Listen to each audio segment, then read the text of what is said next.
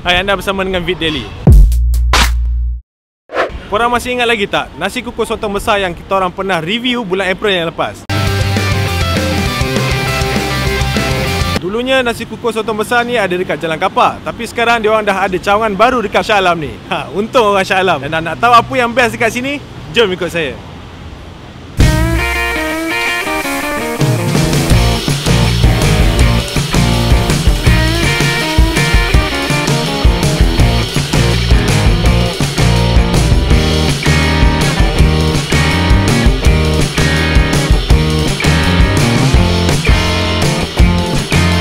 Sekarang ni saya berada di cawangan terbaru nasi kukus sotong besar ni. Kat depan saya ni ada nasi kerabu kambing bakar. Dan kalau anda datang sini, tak sah kalau tak perkena dia orang punya kambing bakar ni. Dapat panas-panas lagi dia orang masak ni tadi. Kambing dia ni tak tebal pun, nampak macam biasa je. Saya nak rasa dulu.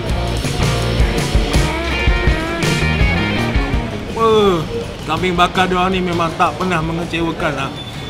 Dia punya kuah tu pedas-pedas dia, alamak. Mereka tak gunakan kekuatan black pepper ni semata-mata. Dia orang ada gunakan bahan rempah yang lain. Dan jangan risau, kambing dia orang ni tak ada bau hamis. Seriously, memang padu gila. Okay, dengar cerita dekat sini, dia punya nasi kerabu memang sangat-sangat top lah. Makan nasi kerabu ni lah, tercampur semua. Ya, campur sikit budu dan juga sambal belacan ni. Lagi pedas lagi, padu kan. Memang padu betul dengan kambing bakar yang lembut dan juga rasa pedas-pedas kuah kambing bakar ni tadi memang buat nasi kerabu kambing bakar ni memang padu betul, babe. Selain daripada nasi kerabu ni, korang boleh pilih sama ada nak makan nasi lemak ataupun nasi kukus. Okey, dekat sebelah saya ni ada air kedondong asam boy. Mereka blend 6 ke 7 biji buah kedondong ni untuk dapatkan satu gelas ni. Barulah padu. Kau boleh rasa buah kedondong yang dah di blend ni tadi mesra dengan asam boy ni. Memang refreshing.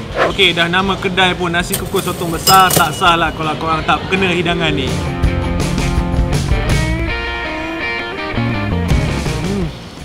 Sotong dia sangat-sangat lembut dengan tepung yang crispy, membuatkan sotong ni lagi-lagi power.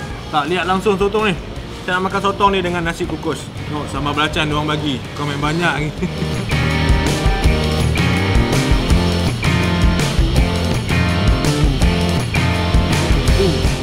Power gulai dia. Dia punya rasa masin, lemak dia tu memang cukup. Dengan gabungan rasa pedas-pedas sambal belacan ni tadi dan juga sotong yang sangat-sangat lembut, memang buatkan nasi kukus sotong besar ni padu je.